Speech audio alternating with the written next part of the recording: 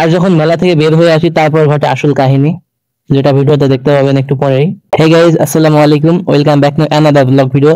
দীর্ঘ 2 মাস পর নতুন একটি ব্লগ আসতেছে। আসলে ভিডিওটা শুট করা হয় ঈদের দ্বিতীয় দিন, কিন্তু আমি এতটা অলস হয়ে গেছি যে ভিডিও এডিটিং বা আপলোড দিতেই পারতেছিলাম না। আর এর মাঝে আমার পরীক্ষা শুরু হয়ে যায়, সেজন্য একটু চাপ বেড়ে গিয়েছে। তারপরে আমি ভাবলাম যে না, ভিডিওটা আপলোড দিয়েই দিই, আর কতদিন লেট করব। আসলে আমি নানার বাড়ির বেড়াতে গিয়েছিলাম ঈদের দ্বিতীয় দিন। তো সেখানে গিয়ে শুনি পাশের গ্রামে একটি মেলা হচ্ছে, ছোটখাটো মেলা। তো দুজনকে নিয়ে ঘুরতে চলে যাই। নিচে পার্কিং এর জায়গা আছে, বাইক পার্কিং আছে এই নিচে।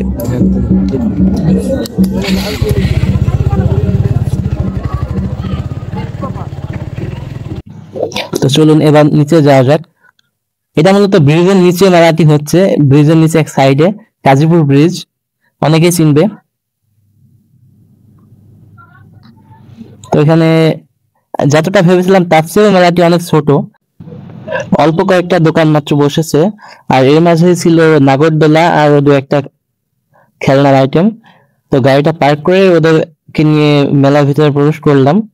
তো আমি প্রথমে ওদের জিজ্ঞেস করতেছিলাম যে নাগরদোলা চড়বে না অন্য কোনোটাই। দিয়ে আমি একটু মজা করে বললাম আমি কিন্তু টাকা দেবো না, টাকা তোমাদের দিতে হবে। তো বললো যে নাগরদোলা চড়বো। তো নাগরদোলার নিচে একজন দায়িত্ব নিয়ে বসেছিল, তাকে জিজ্ঞেস করলাম যে টিকিট কত করে। তো উনি বললো জন প্রতিদিন 30 টাকা। তো আমি টাকাটা দেওয়ার পর দেখলাম এখানে ব্যাংকের মতো সিস্টেম, এই কাউন্টার থেকে টাকাটা গট গট করে হেঁটে হেঁটে আর একটা কাউন্টারে চলে গেল, সেখানে মূলত টিকিট দেওয়া হচ্ছে। তো আমি পিছ পিছ চলে গেলাম, দেখি আমার টাকাটা কোথায় যায়। আর এখানে গিয়ে তাকে বললাম যে 2টা টিকিট। তো দাম রেখে মনে হচ্ছে টাকা না, তার কাগজপাতি সব বের করছে। আর আমি এদিকে দেখছি নাগরদোলাটা ঠিকভাবে চলছে কিনা। এরপর টাকাটা নিয়ে তাকে একটু মজা করে বললাম 50 টাকা নিলে হতো না।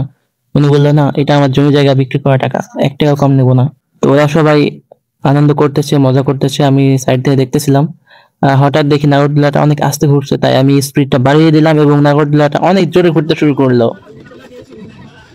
এরপর আমি সোজা চলে আসি যে এখানে দেখার মতো তেমন তো আর কিছু নেই, যাই চলে যাই।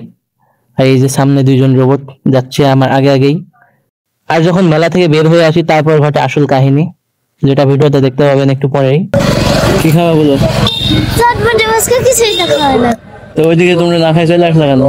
তা তুমি কিছু বললাম। गजब बेइज्जती है। তো এরপর ওদেরকে আবার পাঠিয়ে দিলাম যে যাও, যেটা ইচ্ছা হয় সেটা খেয়ে আসো। আর আমি বাইকটা সাইডে রেখে একটু দাঁড়ালাম যে রাস্তার ভিউটা দেখি, কারণ ঈদের দিন অনেক রকম ভিউ দেখা যায়, যেটা আপনারা অবশ্যই জানেন। আর আজকে প্রচুর পরিমাণে গরম পড়ছে, সেজন্য হেলমেটটা আর পরে থাকা সম্ভব হলো না। তাই হেলমেটটা খুলে ফেললাম যে একটু ঠান্ডা বাতাস উপভোগ করা যাক।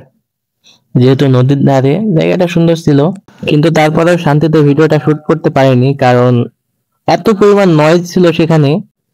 আর এটা স্বাভাবিক, কারণ মেলা বা এসব জায়গায় গান বাজনা আর অনেক কিছু সাউন্ড থাকে, সেজন্য মূলত ভয়েস ওভার দেওয়া লাগছে। কারণ ব্যাকগ্রাউন্ডে অনেক জোরে ডিজে মিউজিক বাজতেছে, আর মিউজিকের কারণে ইউটিউবে ভিডিওতে অনেক প্রবলেম হয়, সেজন্য আমি ভয়েস ওভার দিচ্ছি। ভিডিওটা যদি ভালো লেগে থাকে তো একটি লাইক দিবেন, আর ভিডিওটা কোথা থেকে দেখছেন একটু কমেন্ট করবেন। আর অবশ্যই সাবস্ক্রাইবটা করে দিবেন, বুঝছেন? তাহলে নতুন নতুন ভিডিও আবার পেয়ে যাবেন। আর চেষ্টা করবো আমি নিয়মিত ভিডিও দেওয়ার। ধন্যবাদ সবাইকে ভিডিওটা শেষ পর্যন্ত দেখার জন্য। আসসালামু আলাইকুম, দেখা হচ্ছে পরের কোনো ভিডিওতে।